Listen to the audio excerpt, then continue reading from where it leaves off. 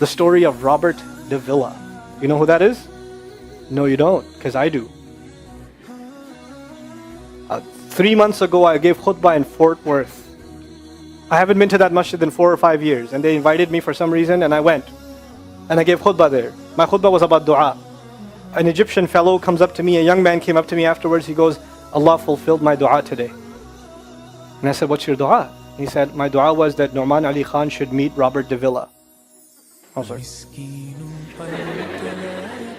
are you Robert de Villa? He goes, nope, I am not Robert de Villa. Robert de Villa is my friend.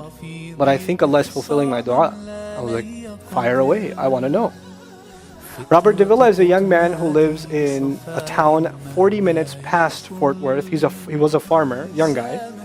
And he was hit with some sort of genetic disorder that kicked in later on in his life, and he became paralyzed from the neck down. And he lives in a nursing home.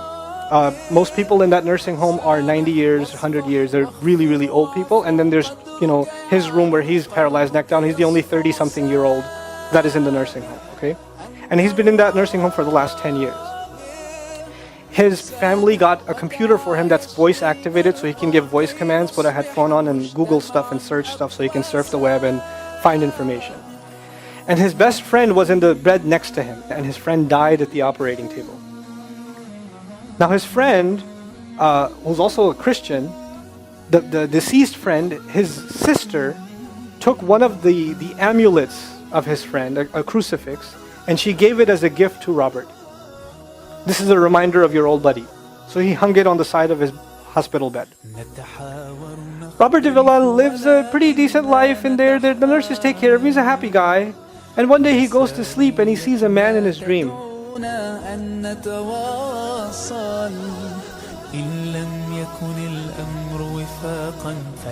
Actually, like in the dream, what it was I was kind of standing there. It was odd because most of my dreams, I have now since I'm paralyzed, in my dreams my legs hurt.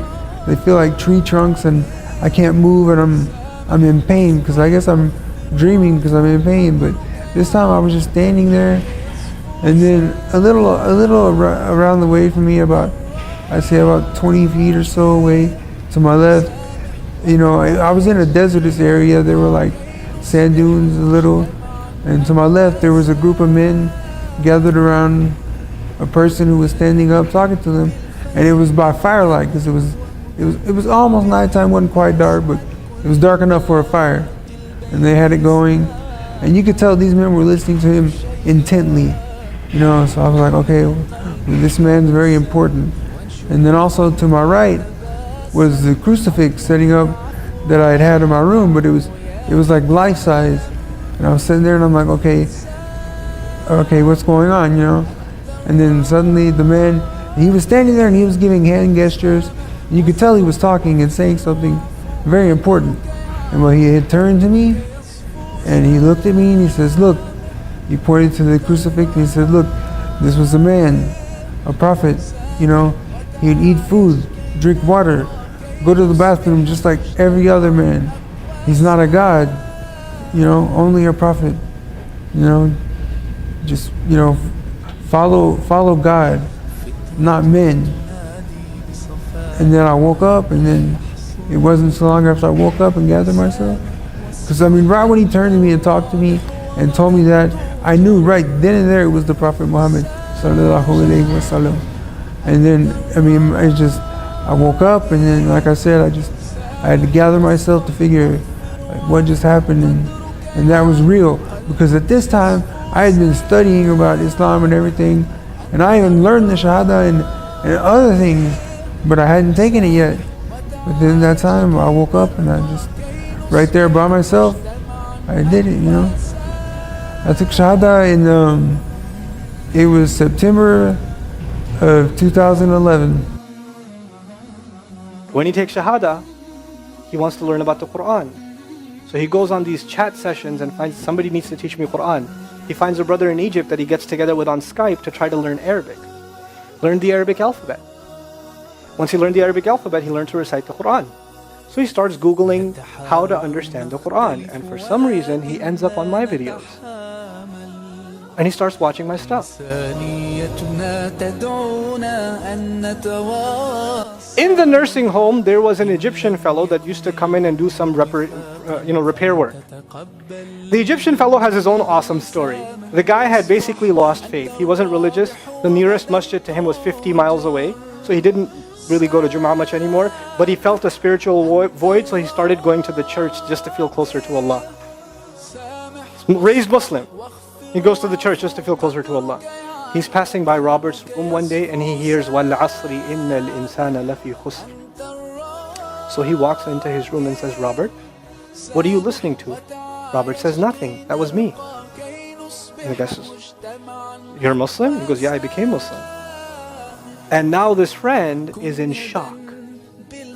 How does Allah guide someone in the middle of Churchtown, USA, in a nursing home, with a crucifix on the side of his bed that he doesn't even have the physical strength to move, and the guy himself says, I want to come back to Allah. So he tells him about his, the friend he found online, Nouman Ali Khan. So the Egyptian fellow starts watching my videos. And then he says, I wish I could meet him one day. And he says, okay, I'll pray for you. And after 5 years, that Egyptian friend shows up at the same masjid that I haven't been to in 4 years. And after Jum'ah says, I think Allah wants to fulfill my friend's dua and my dua. So I said, I think He does. Let's go. So I took a few of us and we went. And we met with Robert. We had a beautiful conversation with him. And inshallah, for Eid, we're going to go to his nursing home again. The nursing home was pretty shocked. You're all here to meet Robert? Like, yep. Why do you want to meet him? He's an inspiration. I'm like, okay, let me check if we can. And they had to call the hospice administrator and all this stuff, and then eventually let us in. And Robert's in shock. And then I meet with Robert, we're talking, and I was like, hey Robert, so I heard you memorize some surahs. He says, yeah. Can you recite one for me? I don't know. Alright.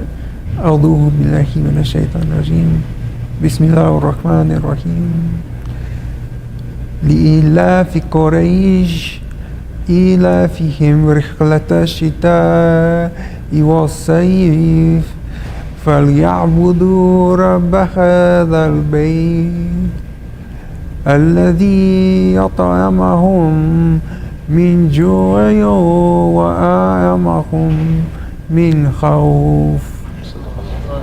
I want to tell you some more about Robert because young guys are here. Young guys that play basketball. Young guys that are healthy. Young guys that have ambition. I told you what's his paralysis, from where to where?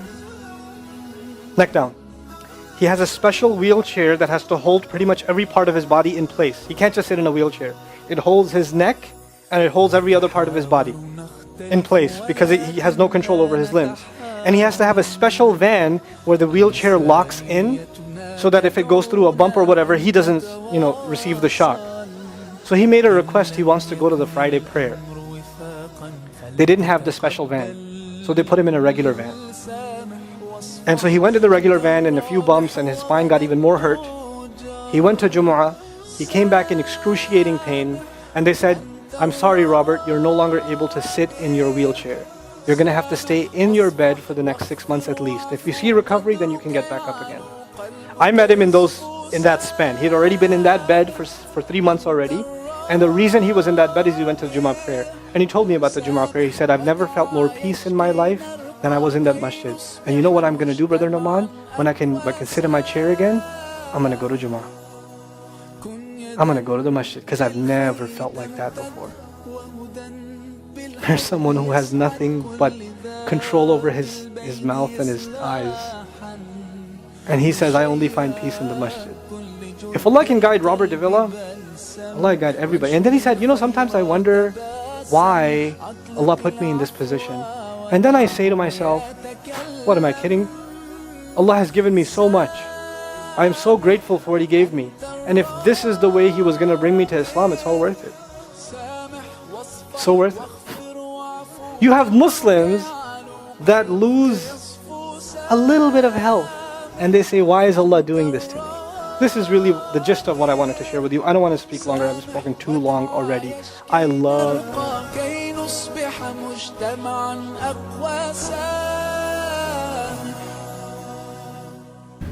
So it's a reminder for all of us that, no, there are no excuses. Robert can learn Quran. From where he is, no Muslims around him, just dedication. And That's then Allah true. opens the door, Yeah, I like to say, if you have problems, just, I've never studied Arabic or anything like that in my life.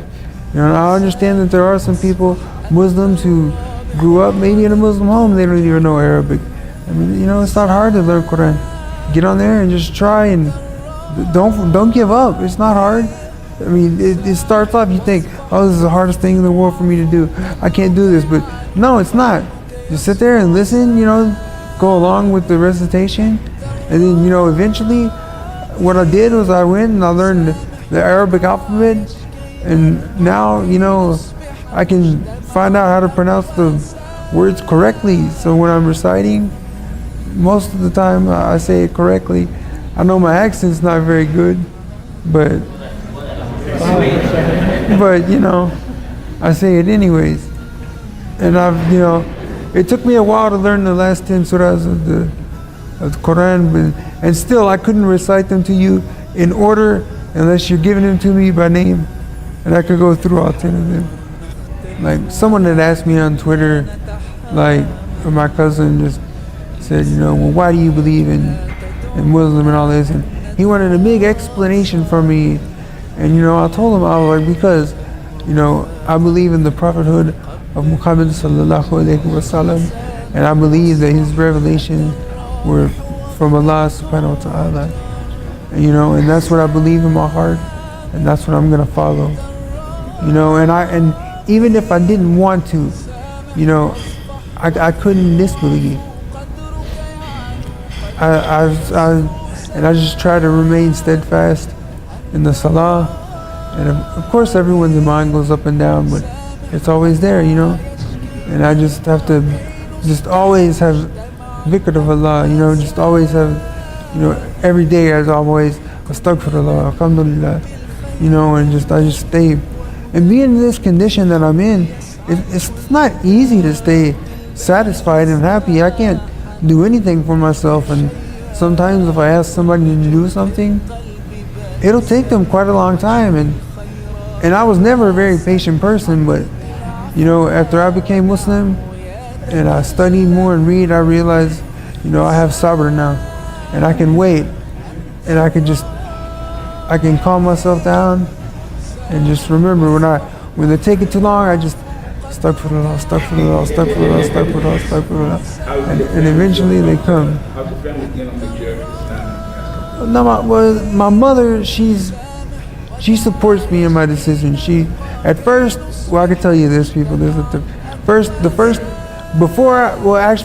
converted for a month, and I was talking to my mom, and I didn't say anything, and I said, well, what would you say if I told you I was thinking about converting to Islam? And she's like, well, I wouldn't like it. I'm like, well, what would you say if I told you I had already converted? And the first thing she said was, so you want to go blow up people? And I was like, oh, no, you have the wrong idea. And then eventually over time, as I talked to her, and I even gave her Quran to read, and she read some, and she understands me now, and she supports me.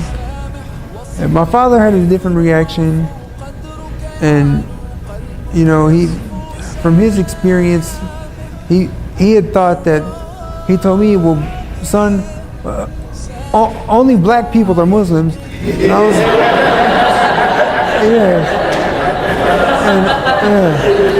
and I was just, That's even a terrorist.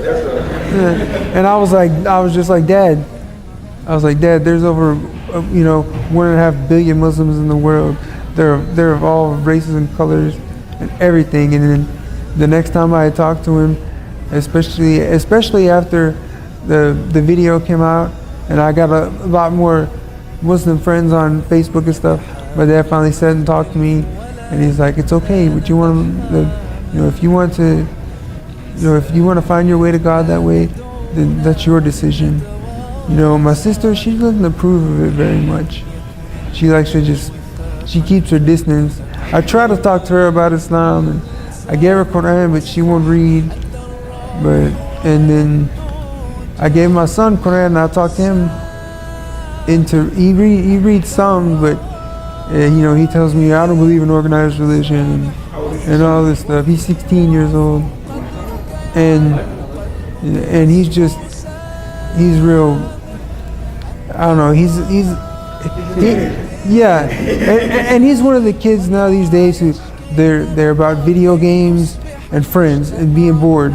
They're really good. And actually, I had talked to my brother a lot about Islam and everything, and he liked it and everything, and you know, and I got him to take Shahada actually, and actually he's the one. If you look at my Facebook page, he's the one with the thobe on, the white thobe. He's the one. He kind of looks like me a little. He's a little more chunky though. And he's 4 years younger than I am. Can I ask you a quick question? Yes, please. Can you describe the Prophet ﷺ for us? Like describe. Can you describe how he was in the dream? Well, like I say, it was in the distance, and what I could see was, well, he was. I would say he was about 5'11" ish, maybe that tall, because he was taller than the people he was speaking with. Because some of them were sitting down and some were standing up. I can't really. My descriptive powers. I'm not very articulate. My descriptive powers are very lacking, so I couldn't tell you exactly. But when he had turned to me to talk, like the shadows from the flame, the fire, because you know when there's firelight, it puts off shadows in every direction. So when he had turned to me to talk, I couldn't really see his face. I could see the white of his teeth, you know. And when he talked to me, it was in a very calm voice. Like he didn't yell at me like, "This man is only a prophet. He's not a god." He just you know moved his hand towards the crucifix and said it in a very calm voice. You know, it's just like, you know, in a convincing voice also. And it was just like, and I mean, right when he turned around, I knew exactly who it was, because I know people, everybody dreams, and when you dream, you know that a person's there. They don't have to announce themselves, but you just know exactly who they are. And that's when he turned, and I was like, whoa, and yeah. You know, only very special people get to see the Prophet Sallallahu Alaihi Wasallam. You know that, right? And Shaitan cannot take the appearance of the Prophet Sallallahu Alaihi Wasallam. Anybody else than the Prophet Sallallahu Alaihi Wasallam. That's cool. So, someone that died to show something special is for you. I took it to heart, and like I said, I woke up, took Shahada, and then I started to learn, and I've been trying to keep my mind straight, stay steadfast, and be on the straight path, and being in a place like this, and being in the condition I'm in, trust me, it's very difficult, but I do it. I stay happy. I'm not depressed. I get angry like any human would, but I don't get depressed. I'm happy. I mean, anyone who meets me could tell me, you're a happy person. And I'll be honest, before I converted, I was a mean person. I mean, I was content, but I wasn't necessarily happy. You know, I was angry towards other people. I treated people bad and everything. But then afterwards, my treatment of people, I watch what I say. I watch my tongue, and I think about what I'm going to say to somebody before I say it. You know, and I remember, because I want to speak. Yeah, because I want to speak to people softly and with good words. Sometimes they're not as good as I'd like them to be. Thank you so very much. Oh, you're welcome. رضيت بالله ربا وبالإسلام دينا رضيت بالله ربا وبالإسلام دينا وبمحمد صلى الله عليه وسلم نبيا ورسولا